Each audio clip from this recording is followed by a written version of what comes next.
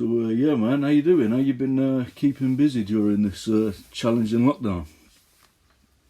Yeah, well, I mean, I lost a lot of work to begin with. I was shooting like a 10-part thriller thing for Apple TV, and obviously that just shut down straight away because it was like it's like half in New York, half in London, the story, and you know, it's a thriller, so there's a lot of action, and it was just immediately impossible, like a lot of shoots were. Yeah. So I lost that, and then like I do a lot of sort of, you know, live functions and stuff like that, you know, corporate events and appearances and stuff like that, just to make a bit of money when I'm not acting, and then all of that obviously straight away disappeared as well. So the first couple of weeks were pretty terrifying because I just bought a house and you know, the overheads, having kids and all of that. I was just very panicked, but it sort of all settled down. Like the industry's changed and sort of reappropriated itself in the way that every industry has. If you see what I mean, you know, like you see like the coffee shops or whatever with their takeaways, and even the pubs are turning into sort of like shops now where you can, you know, fill up bottles with beer and take it home. Everyone's adapting.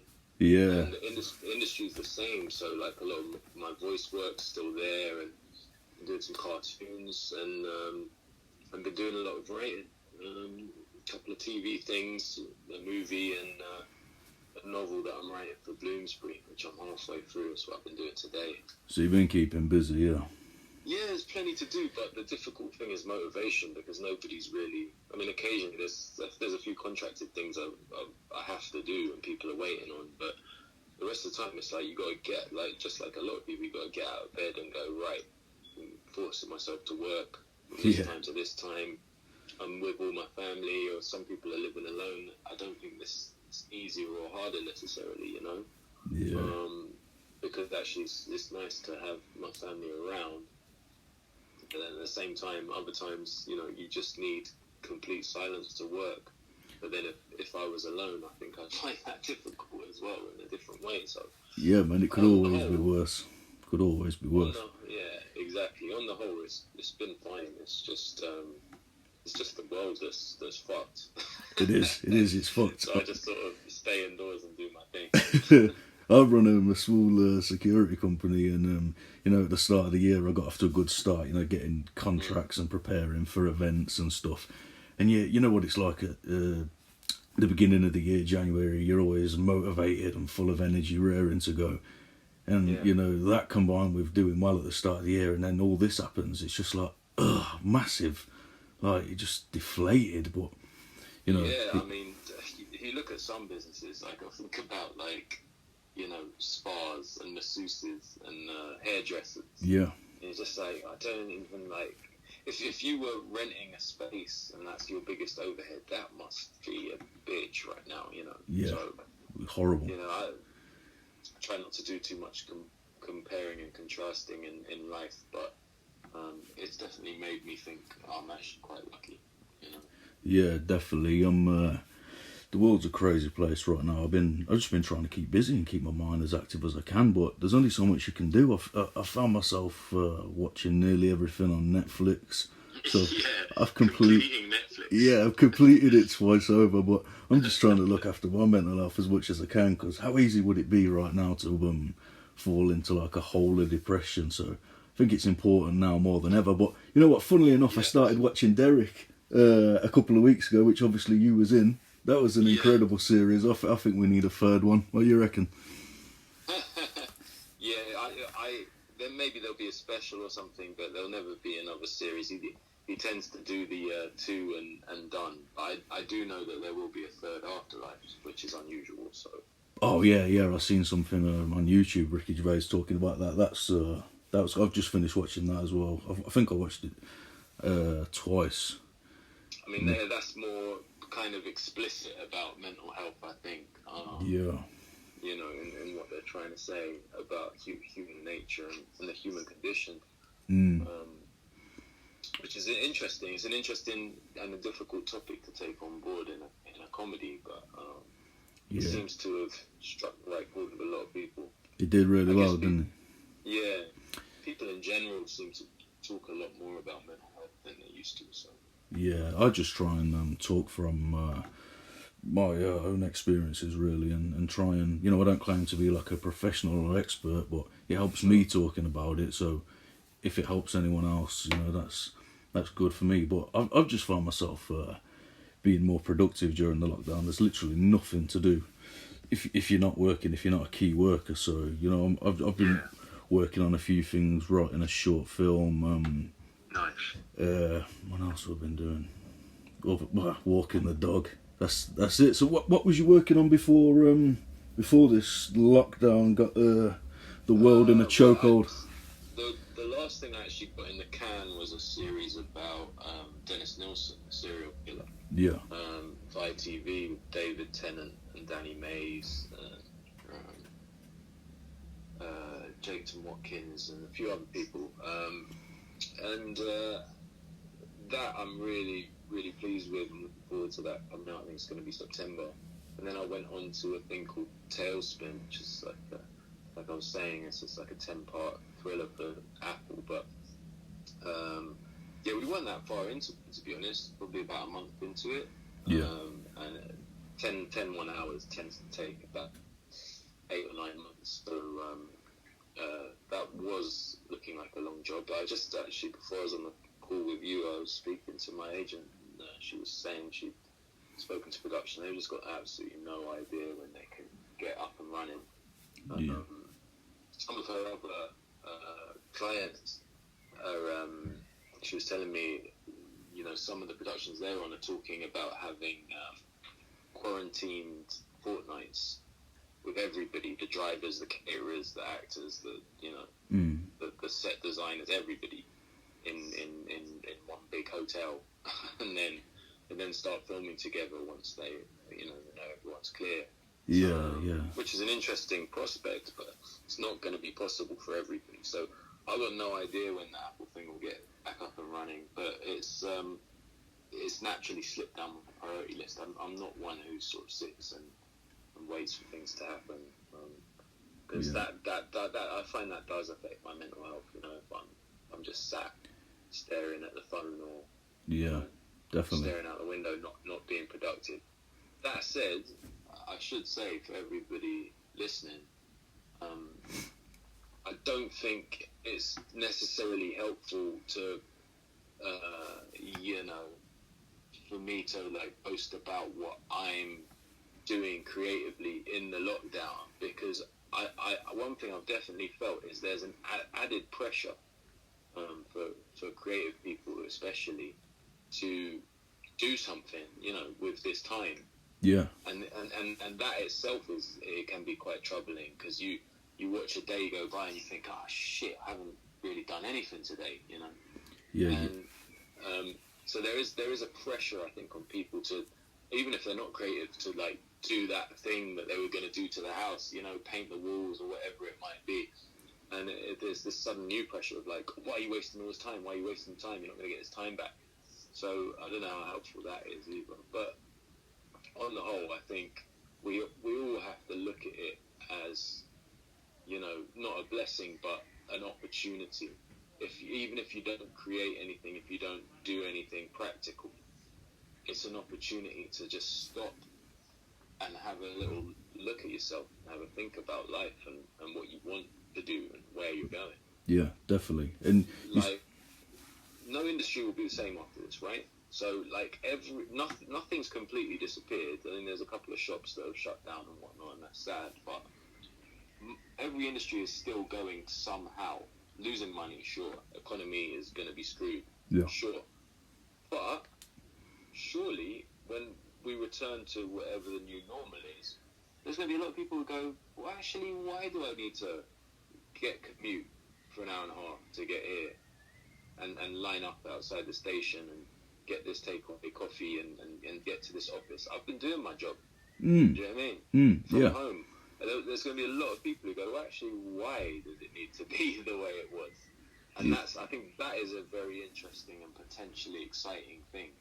Yeah, definitely. So for people to get their time back and stop stop with the rat race as it was. You know, we'll have to have something of a rat race again to get the economy back up and running. But I think if this has done anything positive, it's that maybe the rat race didn't need to be the rat race in the way that it was.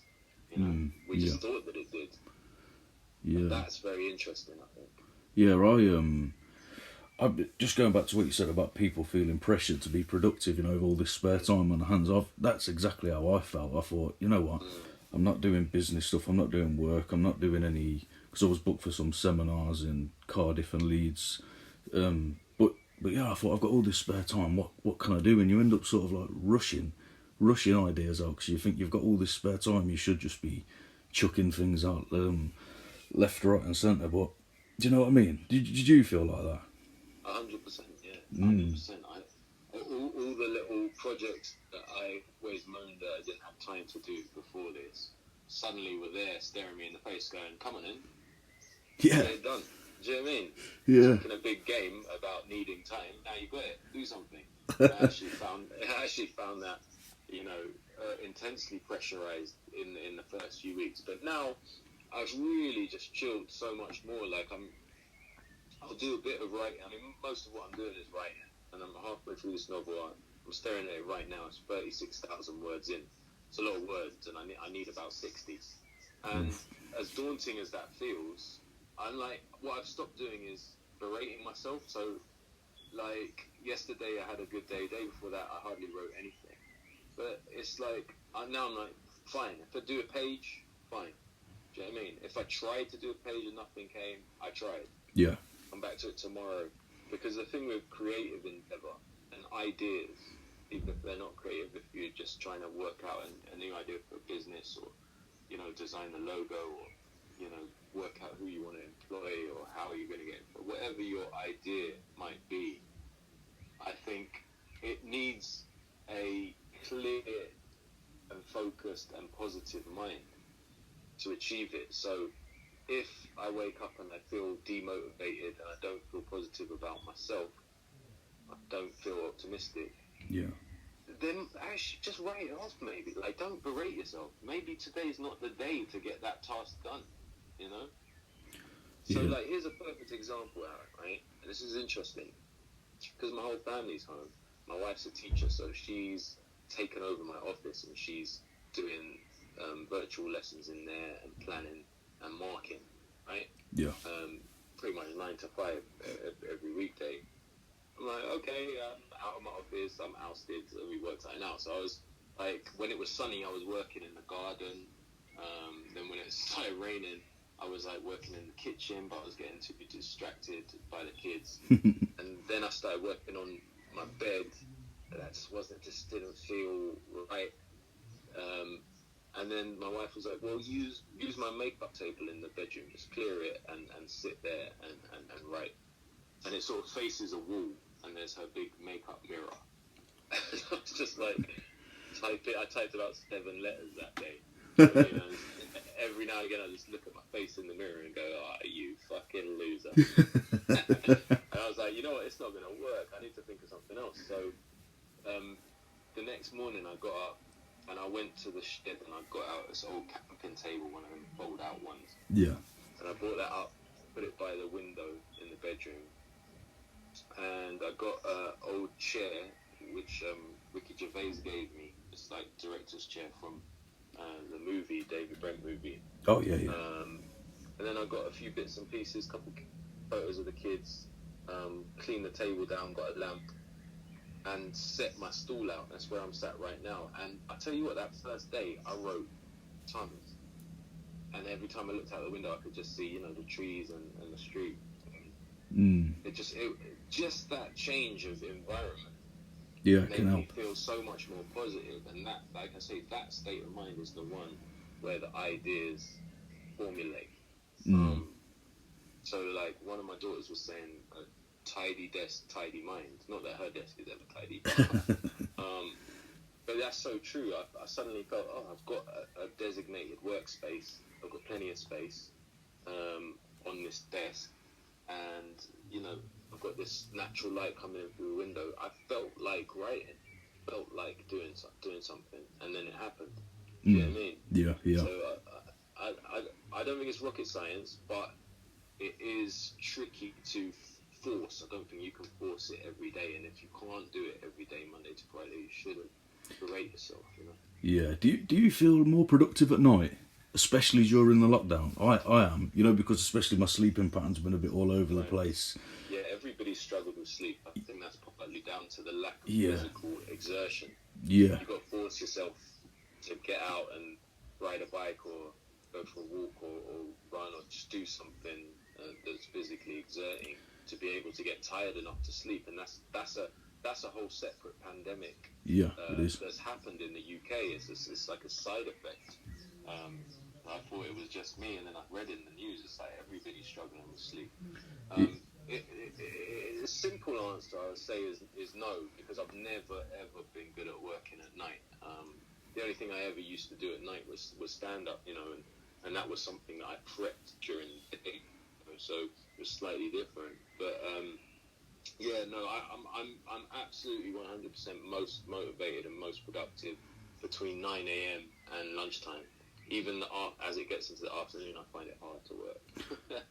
So I'm not a night guy. One thing I do have is occasionally my mind completely clears at like 3, 4 a.m. and I think of a solution to a problem in a plot that I'm writing, or a character, or a joke or whatever. Something will come and I'll have to sit up and tap it into my phone, and then I'll go back to sleep and sort it out tomorrow. But I've never been that guy who's like, oh, it's 1 a.m. I'm going to start writing. That's me right now at the minute, because I'm somebody that needs I'm somebody that needs structure and routine, and I've got a structure and routine, but it's not very active. I usually go to the gym or I'm out and about doing this and that, and so that's been taken away. So that's a bitch. That is brutal. That is really difficult. It comes to like 2 a.m. and I'm like, just browsing through Netflix, and that makes you feel shit, because I like routine and structure, and I need I like having a good sleep and getting up at set times. And if you're out of routine from the get go, as soon as you wake up, you're like, it just sets the stone in place for the day. But and the days are right off. Yeah. You might as well just go and get a beer or something. Do you know what I mean? Yeah, might as well just fuck it up even more. But it is what it is. But I think people are feeling anxious about going back to normal as well. Of course. The world going 100 miles an hour again, and I've seen a lot of people saying they've sort of adjusted to it and kind of enjoying it. But I sort of get it, because I feel a bit like that as well. As much as I'm looking forward to going back to normal, I sort of feel like that, because as much as it's boring and that, there's no real pressure, even though there is obviously financial worry and that. Do you know what I mean? But people are moving at a simpler, slower pace, and it is really refreshing. I'm a Londoner. I've lived here all my life, and London moves at a ridiculous pace, and people are always stressed and rushing and aggressive. So when London became a massive village at the end of March, it was a head fuck at first, and then I was like, actually, this is beautiful. There's no cars on the roads, no planes. It was just so chilled, and I was out on the road. I was like, shit, there's a lot more cars all of a sudden. Yeah. And it made me feel anxious. I was like, London's gradually going back to how it was, and definitely I can totally see how people's anxiety might start playing up with that thing of like, right, now go. Do you know what I mean? It's just like an extreme version of a bank holiday weekend. You have that extra day off. Yeah, it is. And then the Tuesday, you're like, shit. You get anxious on the Monday night, the last day of the bank holiday, and you're like, man, I can't sleep. I've got to go back to work tomorrow. This is like an extreme version of that, because it's lasted for months. So, I totally get why people might think, oh God, I've got to get back to that commute or back to that office. And especially if you're commuting, like public transport, and it's another reason I'm super lucky. Like I don't have to use it to get anywhere, because my home is my office, Yeah. I'm sure people are anxious about that too. Yeah, London's had a lot of protests the last week or so, hasn't it? You know, to do with the. As if we didn't have enough going on. We got the the fallout from George Floyd, and yeah, it's crazy. This whole year is like, what the fuck is this year? What the fuck is 2020? You know, we've had COVID, the George Floyd thing, the Black Lives Matter movement, and now I've seen something on the internet about they've charged someone with Maddie McCann's murder or something. I'm like, you know what? If she shows up, I'm done. You know what? I'm finished. Yeah, it's a crazy year, but you know, there's some things that feel unprecedented, but the world, it happens. It does happen. There's been crazier years. Do you know what I mean? I mean, my dad was a teenager in the Second World War, and he enlisted in 43, even though he was a year underage. So when people say it's the craziest year ever, I think, well, I don't know, because he was in Croydon in like 42, and you know, he'd wake up one morning and the neighbour 3 doors down wasn't there anymore. Do you know what I mean? The whole house was gone. Yeah, that is crazy. Looking up in the sky and seeing those planes come, German planes, and then hearing that air raid signal. It must have been like living in fucking War of the Worlds, like a sci-fi or something. Yeah, it must have been fucking terrifying. Yeah, and then enlisting, he went to Felixstowe. He had like 3 weeks maybe of gun training and like battle training and how to use a radio, and he became like a radio controller in one of these new tanks that they'd made called the Avery, so these armoured vehicles. Yeah. And in this month, whatever it is, 76 years ago, he was on the fucking beaches in Normandy. So like, I think about that and I think, yeah, it's crazy. It's a crazy time right now, but there's been crazier. Yeah, that is crazy. That is, when you think about it, and you know, when you actually think about it, like right now, we've just been told to stay in our homes because there's this thing going about. It's nothing really, is it? But we've never. To be a hero, I need to like wear my pajamas all day. I'm like, okay. Do you know what I mean? Yeah. I was gonna say, yeah, I know you do a lot of charity work. You're a patron of a few charities. Is it Children's Society, Ashford Place, Water Aid, just to name a few. How did you get involved with working along them? Well, a lot of it sort of just fell in my lap because of, you know, who I was and what I was doing. Yeah. I think you can tell when you speak to different people in show business, the ones who have like some interest in humanity and the ones that don't. Yeah. So I think a lot of it just fell in my lap, but a big part of it is that before I was in television and stuff, I worked at a charity. I worked at a charity for 7 years, the children of refugees and asylum seekers. Yeah. In northwest London, and so I was already kind of predestined, and plus as a kid, my parents were involved in a lot of stuff. My mum has always worked in mental health. You know, they were always on protests and stuff like that in the 80s. So I kind of inherited a worldview, not as a bleeding heart, but just as like, I'm not gonna pretend that shit isn't happening just because my life's all right, you know. Yeah. So as I, you know, started to make a name for myself, a lot of the time charities just approach me. Do you know what I mean? Like, people might have seen a clip of my stand-up where I'm talking about something, be that mental health or race or, you know, something like that. And then obviously a charity will just go, oh, I saw this thing you did. Would you be interested in coming and doing this? Coming and doing that?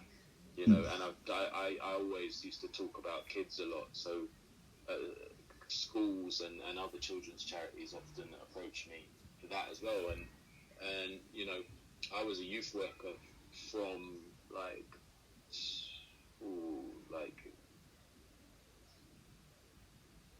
2008. So, you know, kids have always been a passion of mine, like working with kids. And yeah, that's good. I hate the idea of kids inheriting something horrible. You know, that really does my nut. I want the best for them. You know, a lot of adults, like I say, I'm not a bleeding heart. There's a lot of adults I don't give a fuck about. Yeah, same. you know what? You're a dick. You're a dick. You're a selfish prick, and you know you don't deserve anything. But kids deserve the world. Even the like troubled ones who are doing dumb shit, they're kids. Do you know what I mean? They're only doing what they've either been taught, they've seen, what they've learned, or what they feel pressured into doing. So there's still a great chance for them to turn it around and make the world theirs. So I have a lot of compassion for young people, for all of them. Yeah, because they are the future, aren't they? So it's you have to invest in it. Yeah, I don't know idea where the world's going right now. It seems, I don't know. Exactly, and you know, that's why I've never bought into like demonizing young people and teenagers especially, because I just, you know, like I often hear people say, oh, these fucking kids with their like online bullying, and you know they're using this app and that app, and they're doing this online, and I'm thinking, you're talking like they invented it. We invented it. Yeah. We invented it for ourselves, and we didn't give a fuck if kids used it. You know what I'm saying? It's like online pornography, like or damaging like rape fantasy or whatever it is online. We invented that for our titillation, and just went, yeah, if kids see it, whatever. Like that to me is so selfish, man. And then you're gonna turn around and go, oh, look at these kids, like they're being violent, or they're talking about this madness, recklessness online, or they're making drill videos, or what. It's like, mate, you gave them platform. Yeah, you definitely. You showed them that the world was cold and uncaring, and they're just living in your world. So, yeah, like I say, I have a lot of time for young people, because, you know, the amount of stories. They're going to mold the future. The amount of stories I see from like kids, you know, like kids you see on social media and on news sites that these kids taking their own lives, and some of them are like 8, 9, and you know that is horrendous. Like, what do you think about all the whole mental health situation? Do you think it is getting worse, or do you think we're just hearing about it more because, I don't know, because more people are talking about it? What? I think it's a mix of those two. I think it's a bit like racism when people say, oh, is racism getting worse? No, there's more recording equipment. Like, we see more shit. Yeah, but true. At the same time, that there's a flippancy to that, because, of course, there are peaks and troughs of everything. You know, mental health is a sliding scale. Racism is similar. You know, things can spark negative emotion in a mass sense, and then go down again, and then go up again. You know, if you look at the States, not too long ago, in the distant memory, a black man was president. Do you know what I mean? So that was obviously a slightly more positive spike, or period in history of the racial problem, if you like. You know what I mean? Yeah. That would just go up and down, and I think it's the same with mental health. I think a couple of years ago, definitely there was a shocking number of young people taking their own lives. And that's dipped slightly, but I'm sure it will go up again. And I think it's linked to the general anxiety around, what does my life mean? Do I have a future? What's the point? I mean, I remember when one of my daughters was like, she was talking about what she wanted to do before she was 30, and I was like, oh, that's a lot of shit, man. And she was like, yeah, but I need to get it all done, because I probably won't live past it. Yeah. And I was like, fucking hell, man, is that what you think? I think that's part of the problem as well, like the pressures. Like, you know, global warming, and climate change and all of that, and crazy politics and violence. They probably won't get past 30. And I was like, mate, you can't think like that. Yeah. That just really saddens me, because she's a really happy child. You know what I mean? Happy upbringing and great friends. She likes her school and all of that. Do you know what I mean? And that's a positive kid saying that. She was just being realistic in her mind. She was being realist, not an optimistic pessimist. Yeah, I think a lot of, social media and just general modern life pressures have a big part to play in it. And, especially like things like Instagram and Love Island, for example, it's very easy to compare yourself, I think. And I think all these things play a major part and have a big impact, especially on young people. Do you know what I mean? Yeah. And there's a flip side to that as well. If you're engaged with your kids, do you have kids? No, I haven't, no. Okay. Yeah, if you're engaged with your kids, and positively talk to them, it makes them very strong because they feel love and attention. They feel like they have a point, in their existence. They feel worthy and worthwhile. Yeah.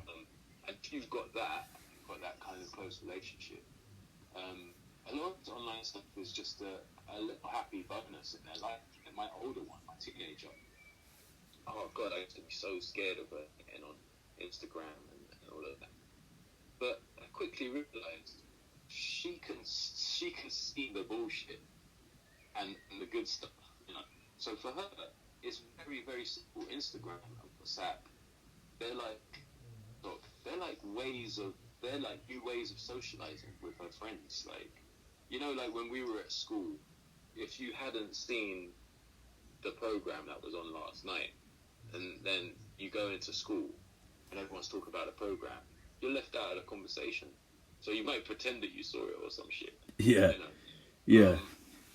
And it affects your situation negatively. So, you could try and do a blanket ban with your kids and say, don't use any of this stuff. But then, all of a sudden, they start a new school, or they've got a new group of friends, and they're one of 6 friends, and 5 of them have got smartphones and are able to share jokes and talk about where they're meeting at what time, and can you believe this thing that happened yesterday? And you can't, so you're isolated immediately. So there is a lot of positives, I think, to young people and how they use the online world. But like you say, of course, there's a negative aspect to it. What I would say the caveat is that if the child is well molded and feels a lot of self-worth that's been instilled in them from birth by their family and their friends, they'll probably be able to navigate it. Maybe better than a lot of adults. I know a lot of adults who just, because they don't have to socialise anymore, because they're not at school, they're not in a situation, they don't work in a workplace with all their friends. They've shrunk into recluses who just exist online. They just live their lives online. That's troubling. A kid doesn't have that opportunity because of school, because of the routine of lives. Can you imagine going through this lockdown with no social media, or no phones? Imagine if that wasn't there. What would have ended the world overnight is if the Wi-Fi went down. Yeah. Can you imagine that? Yeah. If the Wi-Fi went down, it would have been over. I even remember some rumblings at the start in the news. They were saying, be careful because, the networks are all saying they're under huge pressure because every member of every household is using loads of data, each member. And that's so true. In my house, there's 4 of us, and each of us are watching our own Netflix movie or, whatever it might be, using a lot of data. Yeah. And I remember reading that, feeling shit scared. I was like, mate, if Wi-Fi goes, there's going to be blood on the street. Yeah, Civil War. Yeah, but I've had problems with my Wi-Fi connection. I'm with Sky. Who are you with? BT. Yeah. Have you had any problems? No. Mine's been it's been annoying, and I'll be playing Call of Duty or something, and I'll be winning, and just the disconnection error or something. I'm like, ugh. Well, I don't want to publicly defame any companies, but I tell you, I was Sky, and I left because of that shit.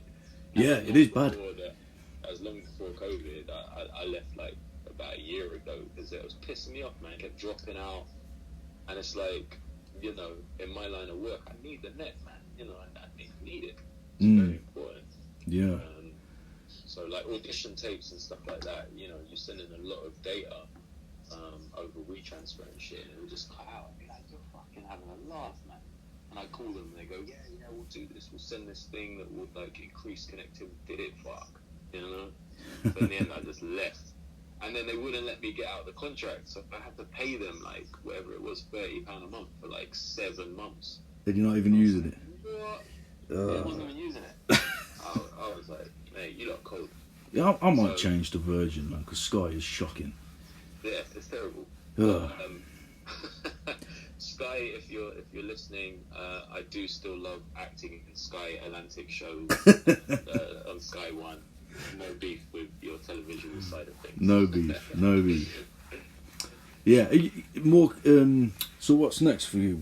Obviously everything goes back to normal. You finish doing what you do, and you got any plans then? More stand up, more, you know. Well, I've sort of left stand up on a pretty long sabbatical from it now. I haven't done it 2 years. It was, I mean, to get back to the theme of mental health, I found it really damaging to my mental health. I think some people are made for it. Me, I was good at it, but I wasn't made for the lifestyle. Found it incredibly lonely, incredibly isolating. Yeah, I mean, think about it. If you're in a band, right? I'd love to be in a band. You're with your best mates and you travel around the world together on like a constant holiday, playing your songs that you've written together. You know, stand up is very similar in terms of the lifestyle, except you do it all on your J's.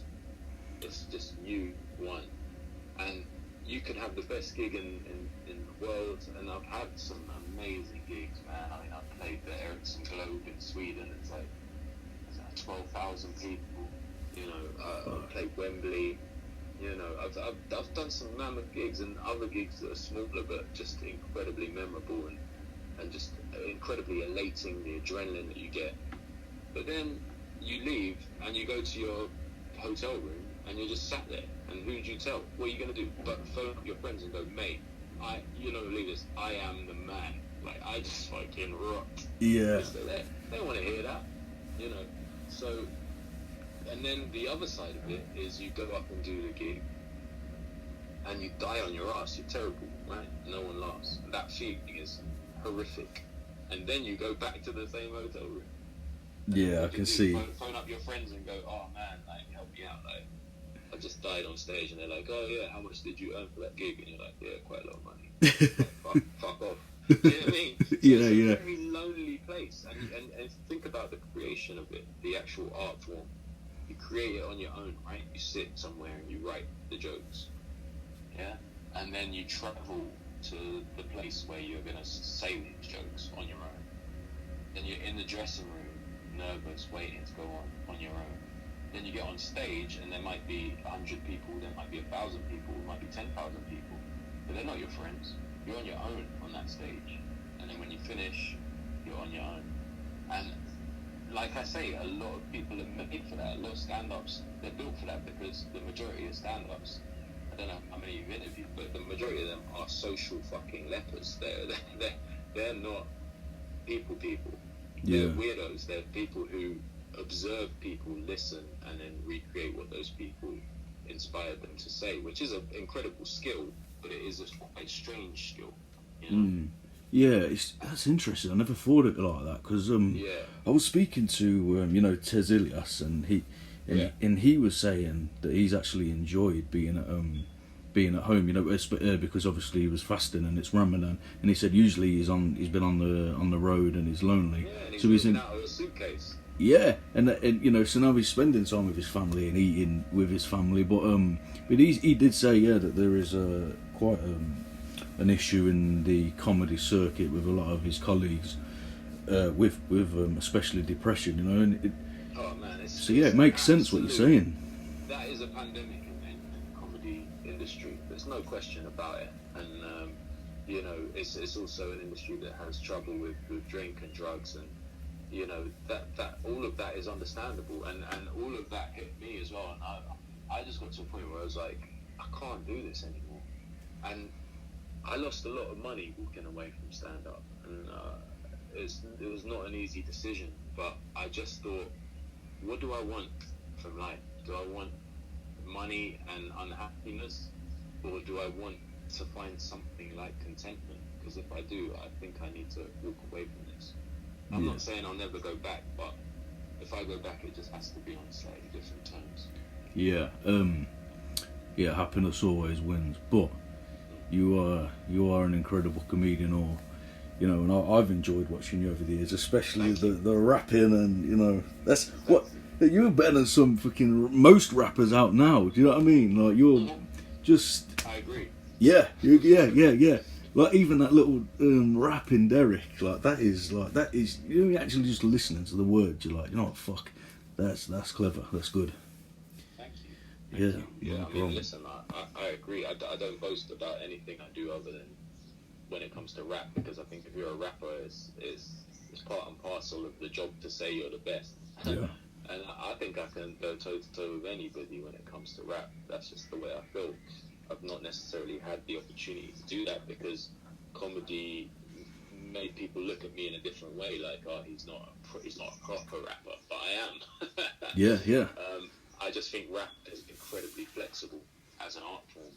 You know, you can do anything with it. You can tell a story, you can tell jokes, you can, as we've seen a lot recently, you can protest with it. Do you know what I mean?